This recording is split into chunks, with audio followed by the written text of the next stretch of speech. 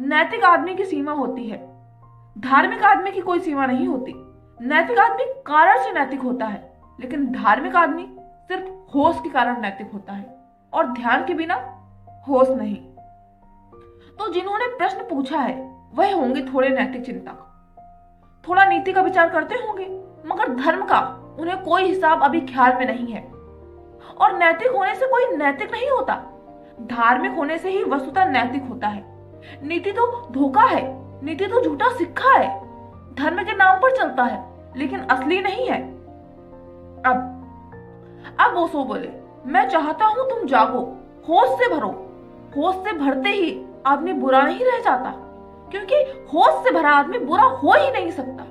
यह तो ऐसे ही है जैसे रोशनी जल गई और अंधेरा समाप्त हो गया। अब तुम दरवाजे से निकलोगे तो दीवार से थोड़े ही निकलोगे।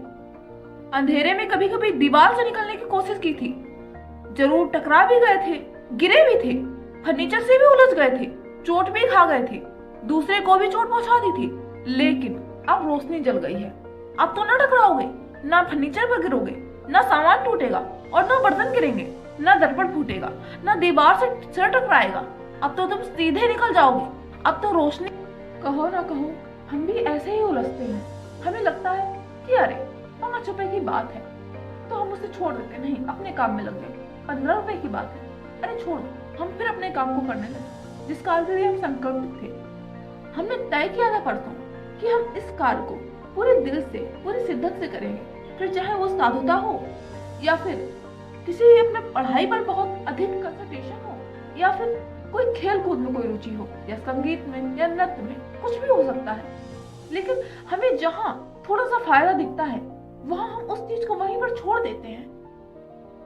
हाँ, ये बात हो सकती है वो अमाउंट में थोड़ा कम ज्यादा हो सकता कि आज इतनी छोटी सी बात है इसके लिए मैं क्यों छोड़ूं, लेकिन आज ये बात इतनी बड़ी हो गई, आप तुरंत राजी हो गए, नहीं अब ये किसी काम के नहीं, अब तो सिर्फ यही बेहतर है। कितने बिक गए हैं कि हमें हर कोई खरीद लेता है, फिर तो हम ना रहे और फिर हम रह भी ना सकेंगे। हम कोशिश भी करें कि हम रह जाएं तो नहीं रह सकेंगे। लेकिन अब जब ऐसी बात है कि अब हमें इन सारी चीजों को पता चल गया है, समझ चुके हैं, तो अब अंधेरे में दीवार से न टकराएंगे, क्योंकि अब हमारे पास उजेला आ गया है और इस उजेले के साथ आप भी, मुझे पूरा यकीन है, अब दीवार से न टकराएंगे।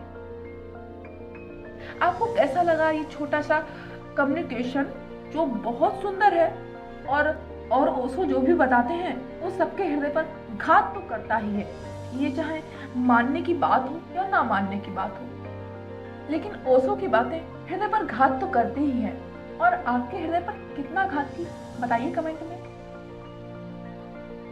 आपका बहुत बहुत धन्यवाद।